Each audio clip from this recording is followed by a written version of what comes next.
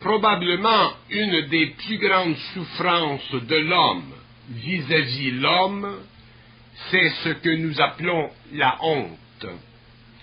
Il est bon que l'homme connaisse et comprenne les principes de la honte et ses différentes facettes, afin de se libérer éventuellement de cette tare qui diminue son énergie, affecte son psychisme et contribue éventuellement à la détérioration émotive et mentale de l'homme qui fait face à un événement qui a créé chez lui la honte.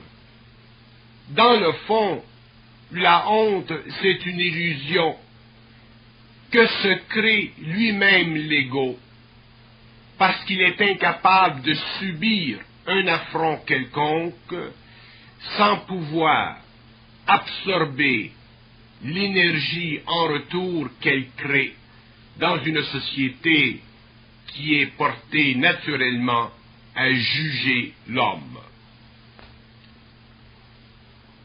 Pouvoir dépasser la honte est probablement un des faits, des tours de force les plus grands que l'ego puisse vivre ou connaître dans sa vie. Parce que la honte affecte catégoriquement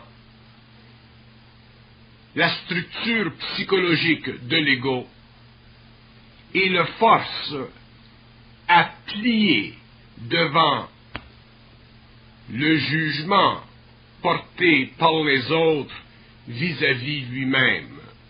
Jugement qui est totalement subjectif, jugement qui souvent ne peut pas prendre en considération tous les aspects de l'événement qui a créé ce que nous appelons la honte.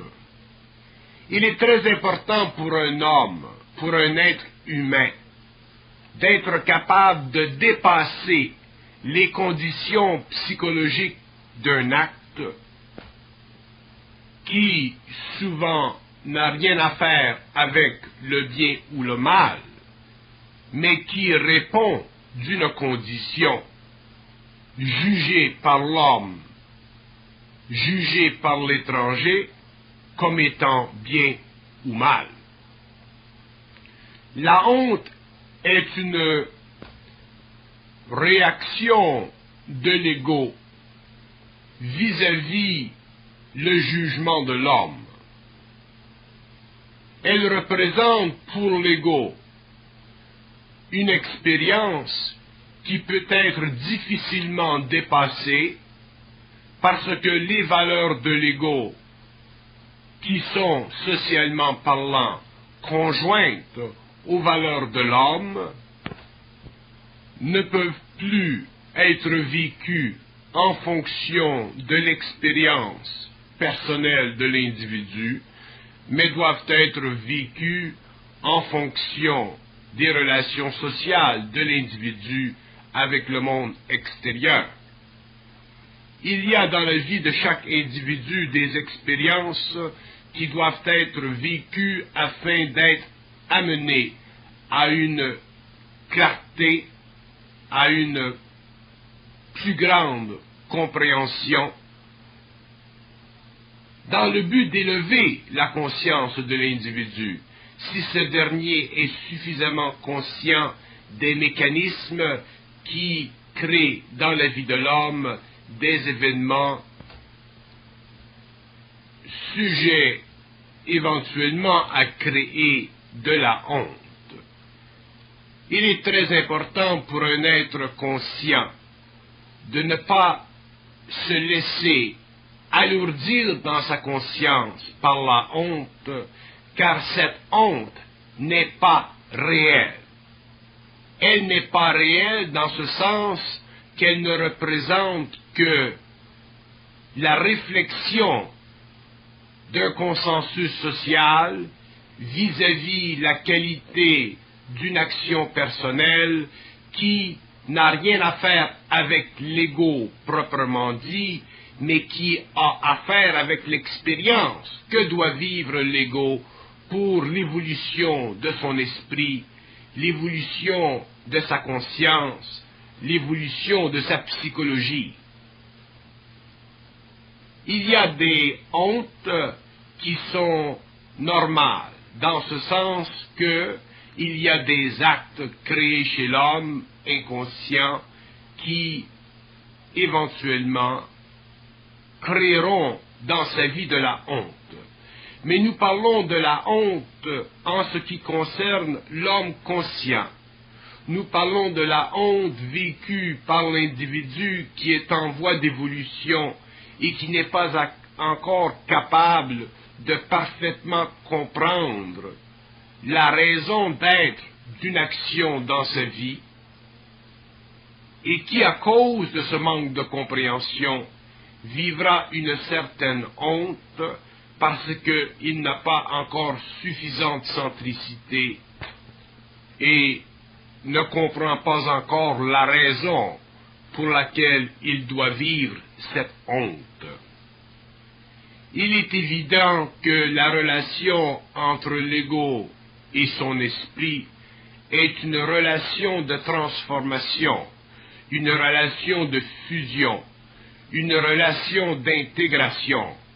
Et pour que cette intégration chez l'homme se fasse, il est nécessaire que ce dernier vive certaines expériences dans sa vie qui sont souvent honteux parce que l'ego est mis dans une situation où le consensus social ne pourra pas facilement accepter l'action qu'il a commise à travers son esprit pour le développement éventuel d'une conscience supérieure, si ce dernier est capable de comprendre la raison de l'événement et ne pas en souffrir sur le plan subjectif.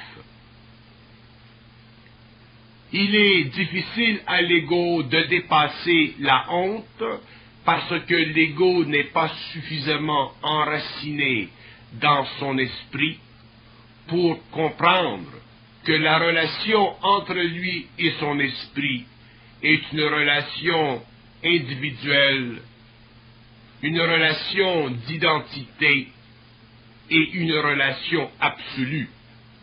Si l'ego avait la capacité naturelle de réaliser ceci, de le bien comprendre, il ne souffrirait pas de la honte.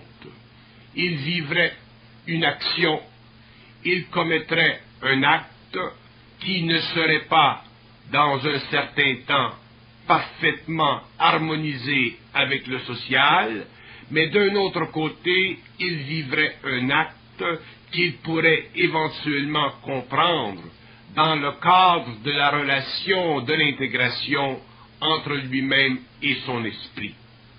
Donc l'ego serait capable d'absorber le choc de la honte et automatiquement grandir en esprit, c'est-à-dire grandir en centricité, grandir en intégration et diminuer le pouvoir de son émotivité et de son imagination sur son mental. Une des grandes conditions de la fusion, de l'intégration de l'énergie avec l'homme, c'est le rapport étroit entre la conscience de l'homme et sa conscience cosmique. Il est évident que dans ce processus, dans ce travail, l'homme soit testé, l'homme soit amené à des actes qui souvent peuvent aller contre le consensus social, afin de l'amener en tant qu'ego à développer une capacité d'intégrer une énergie sans que les mécanismes subjectifs et naturels de l'ego l'y en empêchent. Il est important pour l'homme, si ce dernier doit vivre une vie qui coïncide avec son énergie, de pouvoir intégrer cette énergie. Mais de l'autre côté, il est impossible à l'homme d'intégrer cette énergie tant que l'ego n'a pas subi une sorte de transformation psychologique, une sorte de transformation dans l'émotion et le mental, qui puisse permettre à cette énergie de se bien canaliser dans l'homme au-delà du pouvoir naturel de ces mécanismes, de bloquer cette énergie et d'empêcher que l'ego, un jour, soit totalement réuni avec son esprit. Donc la honte peut être utilisée par l'esprit afin de faciliter l'intégration du moi, afin de permettre que l'homme devienne de plus en plus imperméable au jugement social, afin que l'homme puisse devenir suffisamment fort dans son mental et dans son émotion pour qu'il puisse plus tard absorber de l'énergie, absorber un taux vibratoire qui lui permettra alors de vaincre des conditions encore beaucoup plus grandes où l'ego non préparé serait incapable de vivre et de bien comprendre. Donc il faut voir la honte comme un mécanisme créé, une condition créée par l'esprit contre l'ego en apparence, mais pour le bénéfice de l'ego en réalité, si ce dernier est capable de comprendre que ce mécanisme existe, que ce processus est naturel à l'esprit, et que ce processus éventuellement amène l'homme à ne plus être assujetti au consensus social lorsqu'il vit ou commet un acte qui n'est pas dans l'ordre des choses, mais qui est dans l'ordre d'autres choses qui sont en général pour l'humanité soit occultes, soit voilées ou au-delà de la compréhension primitive de l'homme naturel. La honte, si elle est bien comprise, peut être un bienfait pour l'homme parce qu'elle lui permettra de comprendre jusqu'à quel point il est assujetti à la pensée sociale, assujetti aux conditions extérieures de lui-même, et jusqu'à quel point encore cet assujettissement peut facilement ternir sa relation avec son esprit, c'est-à-dire diminuer le pouvoir en lui de son énergie créative et éventuellement retarder son évolution. La honte, si elle est bien comprise, si elle est bien utilisée, si elle est bien située dans sa réalité complexe, peut devenir pour l'être humain un des grands outils servant à le rattacher à lui-même, à le fondre avec sa conscience originale et à lui permettre de développer une identité qui deviendra plus tard le Gibraltar sur lequel sera fondée toute sa conscience, toute sa perception et toute son énergie créative. Donc la honte, il faut la voir d'une façon créative. Il ne faut pas la voir d'une façon subjective ou négative.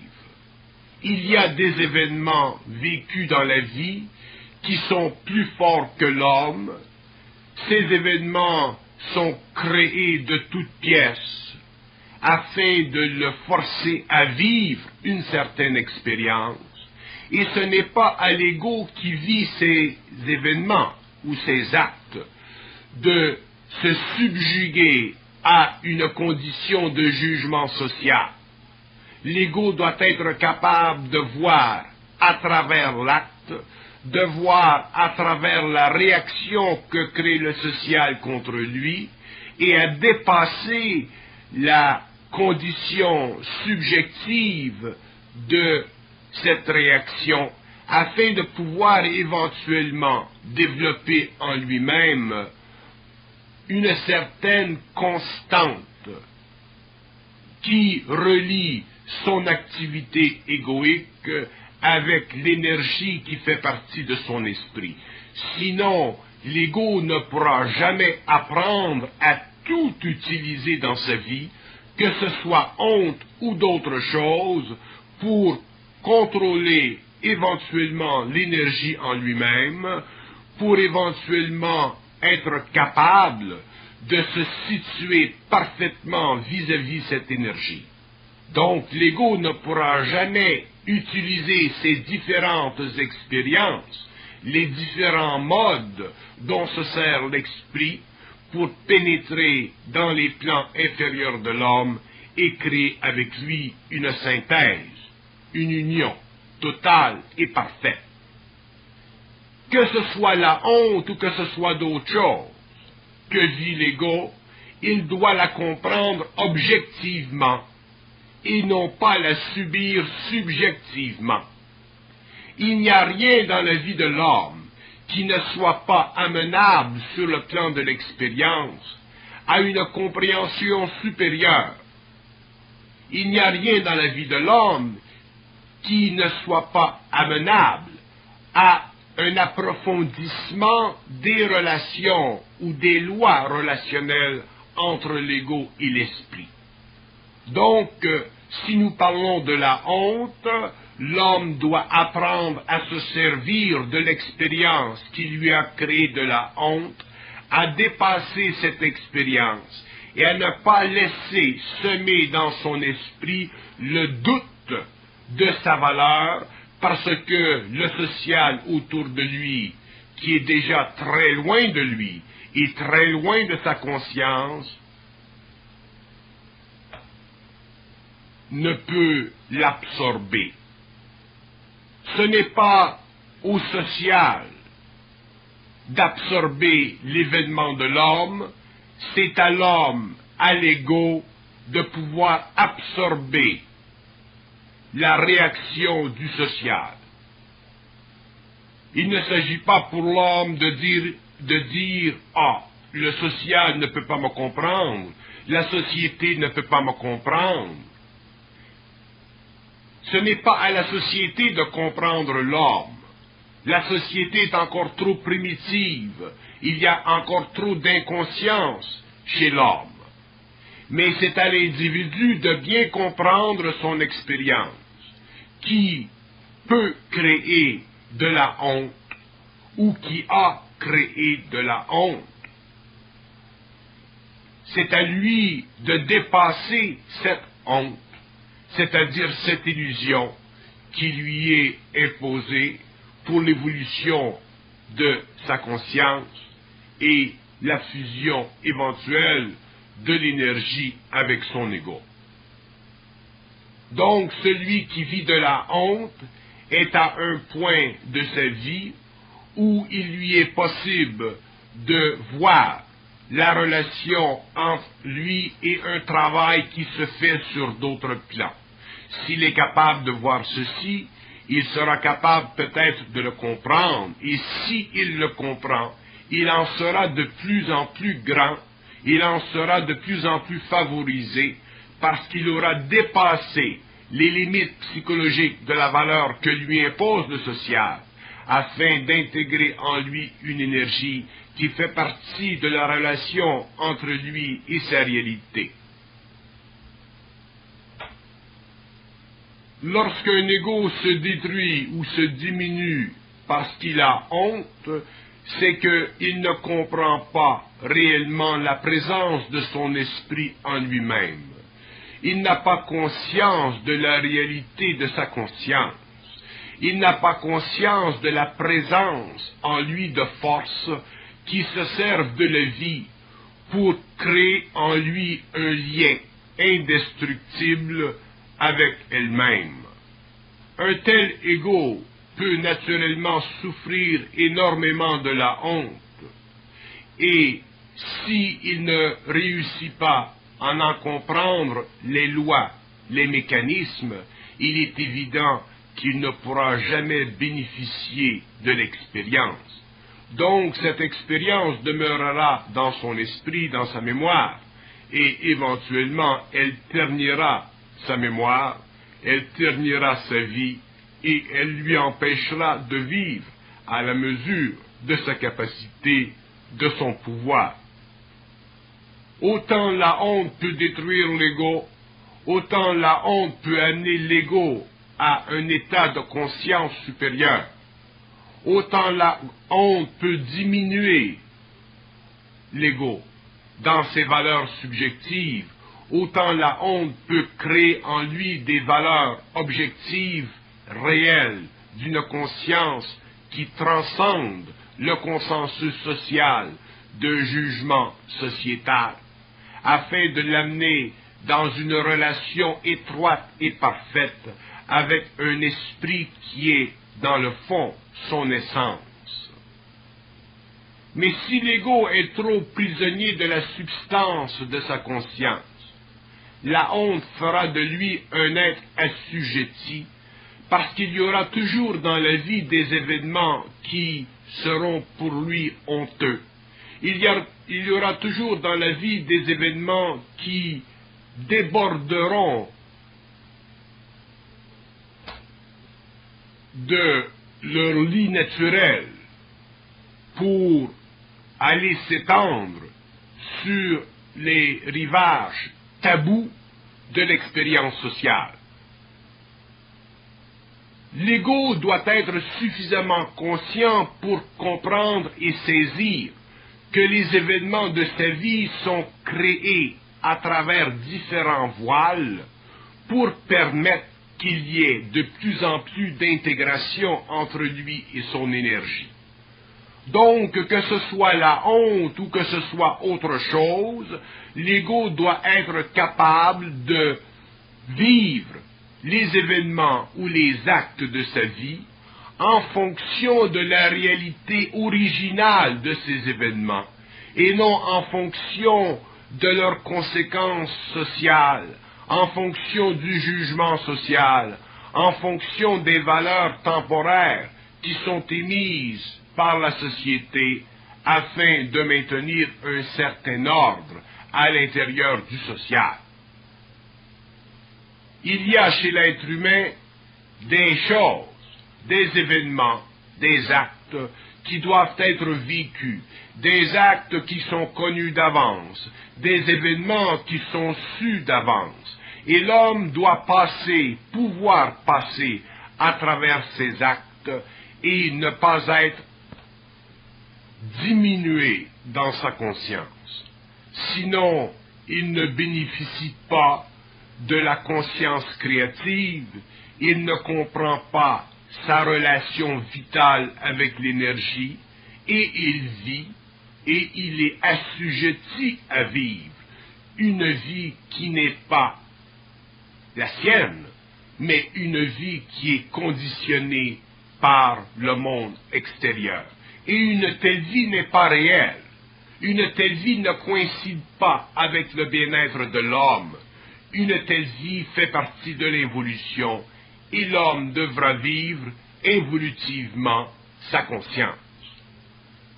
Donc la honte est une expérience difficile pour l'ego, nous devons le reconnaître. C'est une expérience très pénible pour l'homme, nous devons le reconnaître.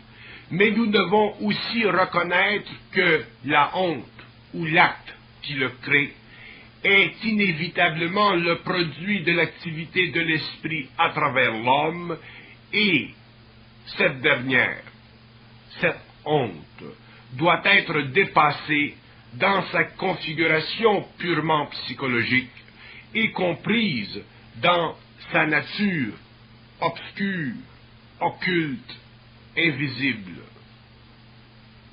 Si l'homme peut comprendre la honte, il peut comprendre en conséquence un très grand nombre d'actes créés dans la vie, et il en sortira automatiquement plus sûr, plus confiant en lui-même et moins susceptible d'être assommé par le jugement social. L'homme nouveau, l'homme qui se conscientise, doit apprendre à tout utiliser les expériences de sa vie, à pouvoir tout utiliser des événements qui créent en lui une certaine souffrance.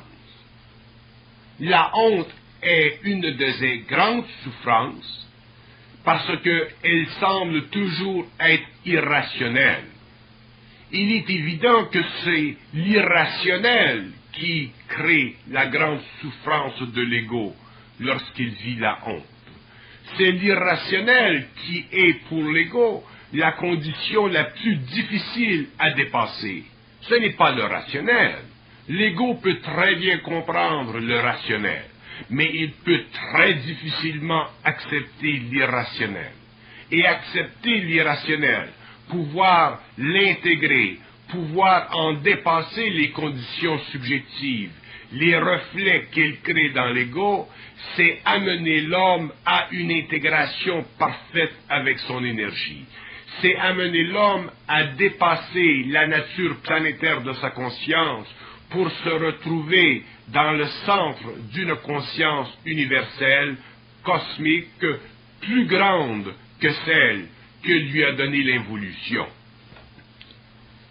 Si l'ego qui se conscientise n'en arrive pas à dépasser la honte, à la comprendre la honte, il ne pourra jamais en arriver à toucher du doigt les subtiles couches d'une conscience supérieure, parce qu'il sera toujours rattaché à la qualité infantile de sa psychologie.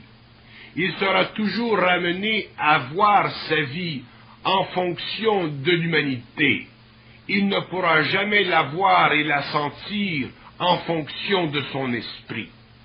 Donc, il sera toujours un être démuni lorsque viendra frapper à sa porte des événements qui seront d'ordre irrationnel et qui dépasseront la condition psychologique de son entendement. Et c'est là, à l'intérieur de ces événements, que l'ego ne doit pas broncher. C'est là, à l'intérieur de ces événements, que l'ego doit être capable d'essuyer ce que la honte a créé sur son front. S'il n'est pas capable d'essuyer ce que cette honte a créé sur son front, il est évident qu'il n'est pas prêt à assumer la très grande responsabilité d'une conscience créative et nouvelle. La honte, en général, affaiblit dans l'homme son émotivité. Elle lui enlève de l'énergie vitale. Elle le frappe dans le centre même de son être planétaire. Et c'est dans le centre même de l'être planétaire que doit être infusée l'énergie de l'esprit. C'est dans le centre même de cet être que se doit situer l'esprit. C'est là que l'être a besoin du support de son énergie. Et si elle n'est pas capable de supporter le choc de la honte, utilisé par l'esprit pour descendre dans le centre même de son être, comment voulez-vous que cet esprit puisse pénétrer l'homme, lui donner la force, lui donner la puissance et le pouvoir? Si l'homme n'est pas capable d'essuyer la honte, comment voulez-vous que l'homme soit capable de vivre de l'esprit? Si l'homme n'est pas capable d'essuyer la honte que lui crée l'humanité, comment voulez-vous que l'esprit entre en lui, que la fusion se fasse avec lui, que l'esprit lui donne son pouvoir, puisqu'il fermera la porte de la subjectivité, afin d'empêcher que pénètre en lui une conscience objective? Pour que l'homme bénéficie de l'esprit, il faut qu'il paie le prix demandé par l'esprit pour la résurrection de sa conscience. Pour que l'homme vive de l'esprit, il faut qu'il paie le prix de l'esprit. C'est l'esprit qui fixe le prix et non l'ego. Et le prix de la honte est un très grand prix payé par l'ego. Mais s'il est capable de payer ce prix, naturellement, il sera capable d'absorber l'énergie de l'esprit qui viendra en lui se fixer après avoir été capable de dépasser la condition et la limite psychologique et subjective que crée en lui la honte. Donc, l'ego conscient, l'homme nouveau, doit être capable de faire face à la honte sans broncher dans la condition psychologique de son ego.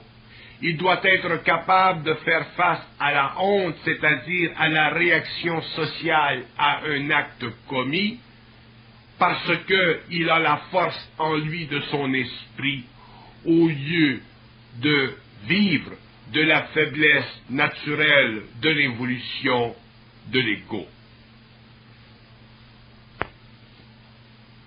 L'homme veut être conscient, l'homme veut passer d'un cycle à un autre, il veut avoir une conscience créative, il veut bénéficier de sa conscience créative et il voudrait que tout ceci se passe sans choc.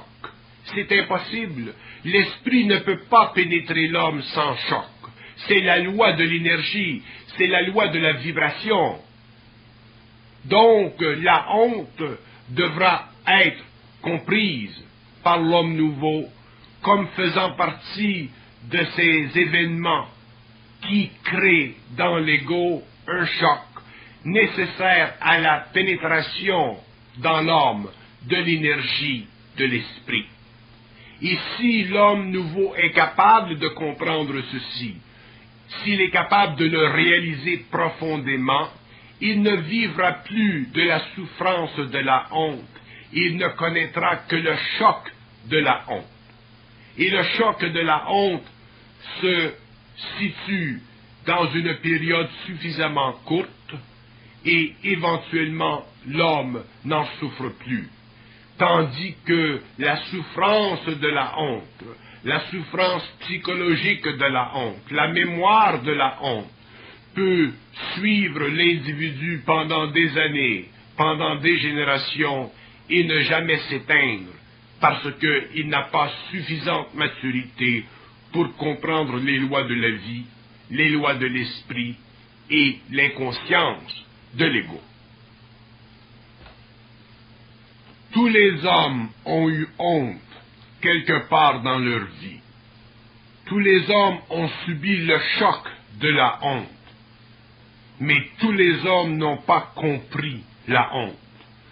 Tous n'ont pas été capables de dépasser la honte et de voir que dans cette expérience, il y a une manipulation de l'énergie vibratoire, mentale et astrale de l'homme. Et elle est là la clé. Il est inutile pour l'ego de s'entretenir subjectivement sur la honte, parce qu'il ne peut pas bénéficier de l'événement. Il ne peut pas bénéficier de cette souffrance. Il ne peut pas bénéficier de ce choc. Et tant que l'ego ne peut pas comprendre parfaitement que la honte n'est qu'une de ces situations multiples créées par l'esprit pour l'évolution de la conscience humaine et l'intégration de l'ego avec son énergie. La honte en soi n'est rien si elle est comprise. Par contre, elle est beaucoup si elle demeure incomprise, et elle peut même amener l'homme à la mort. Donc, il est évident que le choc de la honte doit être renversé dans sa polarité.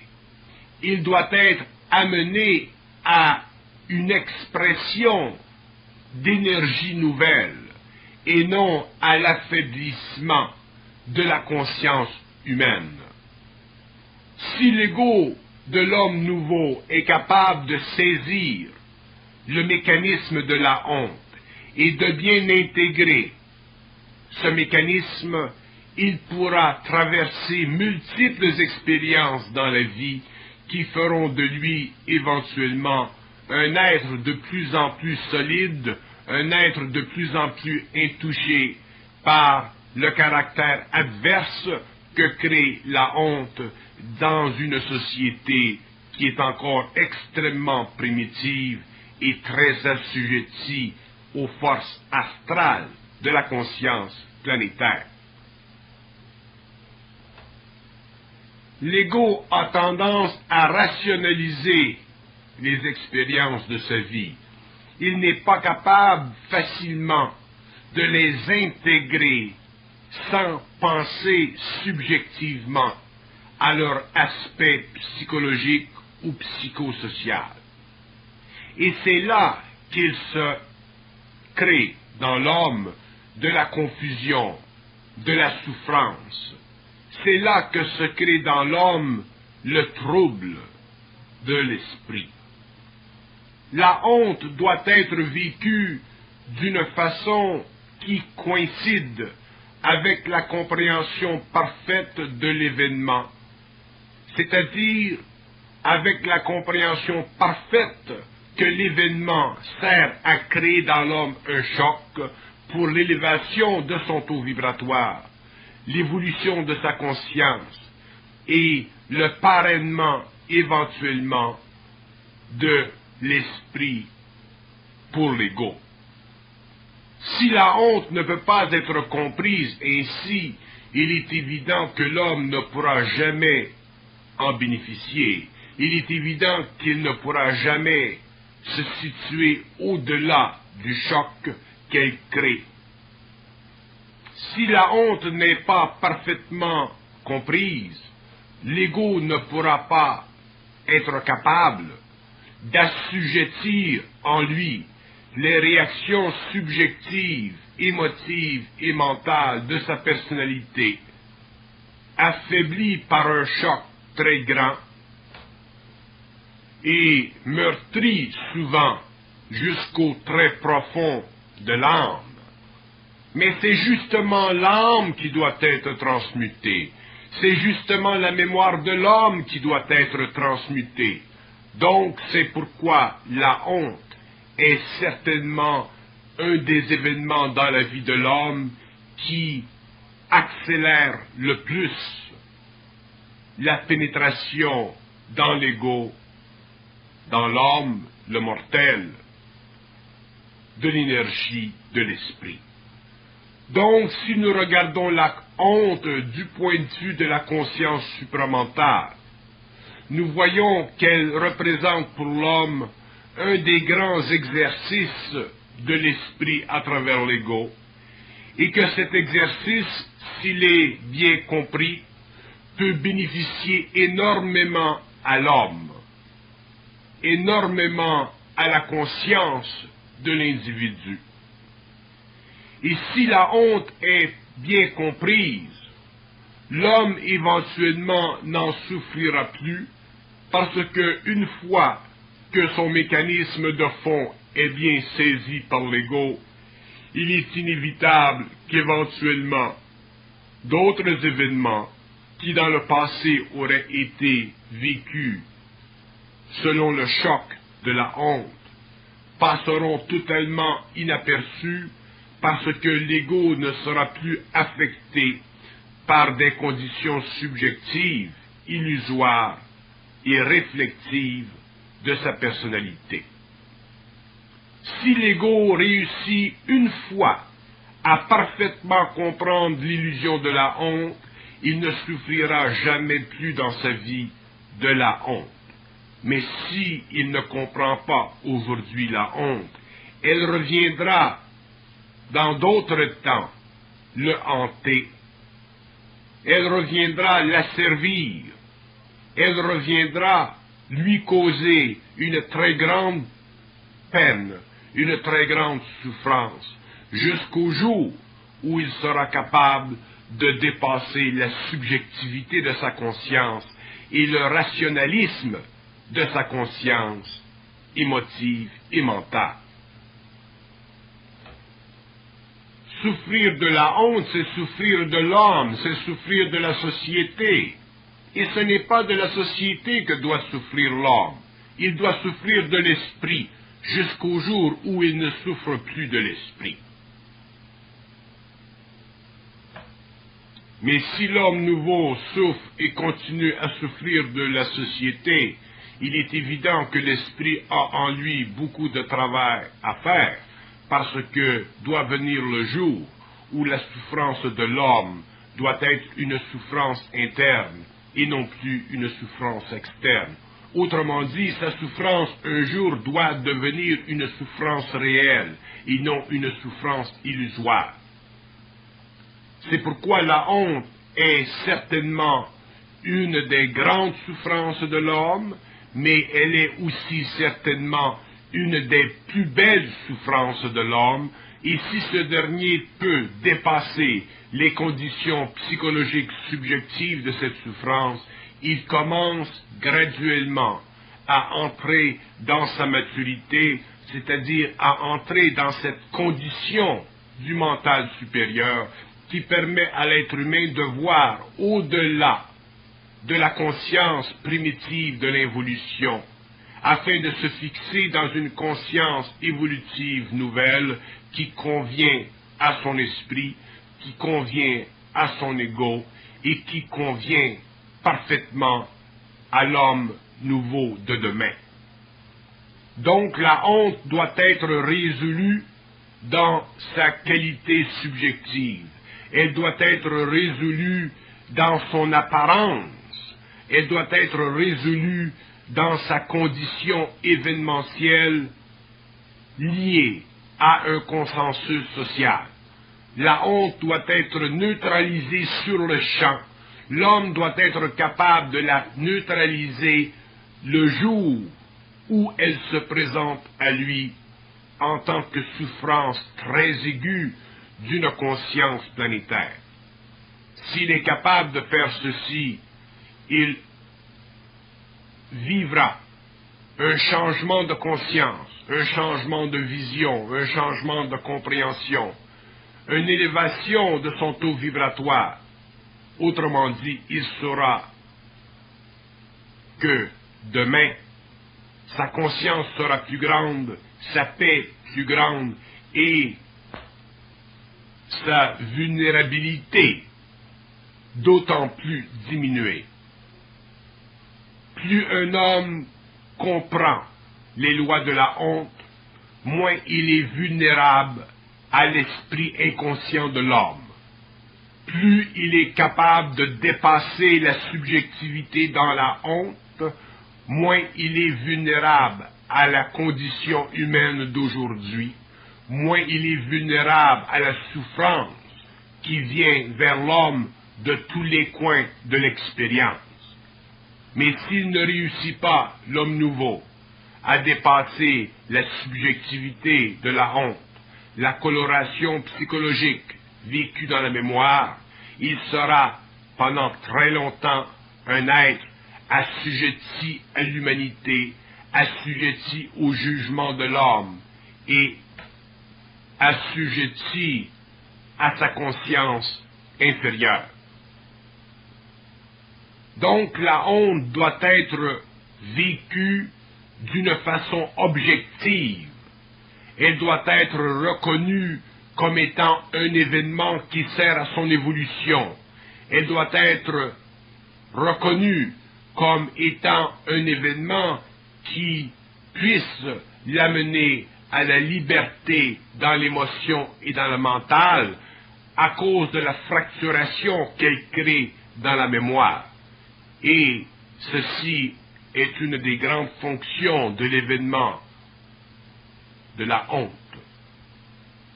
Et cette fonction est justement de créer dans les mémoires de l'homme une rupture, une scission, une brisure, afin de libérer l'ego de la conscience primitive qu'il a connue depuis très longtemps et de l'amener petit à petit à vivre une conscience beaucoup plus vaste, beaucoup plus large, beaucoup plus libre, beaucoup plus grande, qui est la conscience de son esprit, c'est-à-dire la capacité de réaliser intégralement sa relation avec son énergie. L'homme qui vit la honte ou qui connaît la honte doit réaliser que ce qu'il connaît n'est vécu que dans sa tête. C'est dans sa tête que se passe la honte. Ce n'est pas dans la tête des autres. C'est dans sa tête qu'est amplifiée la condition de la honte. Ce n'est pas dans la tête des hommes autour de lui. Donc la honte est un phénomène totalement personnel. Elle ronge l'individu intérieurement. Ce ne sont pas les individus à l'extérieur qui le rongent. Peut-être que par des paroles, ces individus augmentent la honte. Ils ajoutent du feu dans le bûcher de la honte. Mais c'est l'individu lui-même qui travaille le feu, qui le nourrit le feu, et qui ajoute par son émotivité, ses pensées subjectives, sa mémoire, du pétrole sur la flamme. L'individu qui vit la honte et qui n'est pas capable d'éteindre le feu de la honte n'est pas suffisamment avancé en conscience pour traverser le mur du doute, le mur de l'imperfection de sa conscience, le mur de la réalisation d'une conscience universelle et parfaitement équilibrée. Et s'il doit vivre la honte dans cette vie, afin de se mesurer à sa propre réalité, afin de devenir plus grand dans sa propre réalité, il vivra la honte, parce que la honte, une fois qu'elle est dépassée, neutralise chez l'homme l'insécurité de l'ego, neutralise chez l'homme l'affaiblissement que crée naturellement la honte dans son émotion et son mental. Et la nouvelle vitalité qu'il possède est une vitalité qui est réelle et non pas basée sur des mécanismes d'habitude qui donnent à l'ego une fausse sécurité. Donc l'ego de l'homme nouveau qui sait dépasser la honte saura aussi entrer dans une conscience nouvelle, parce que le choc de la honte étant si grand, crée ensuite dans l'homme une sorte de soudure avec son énergie, avec son esprit.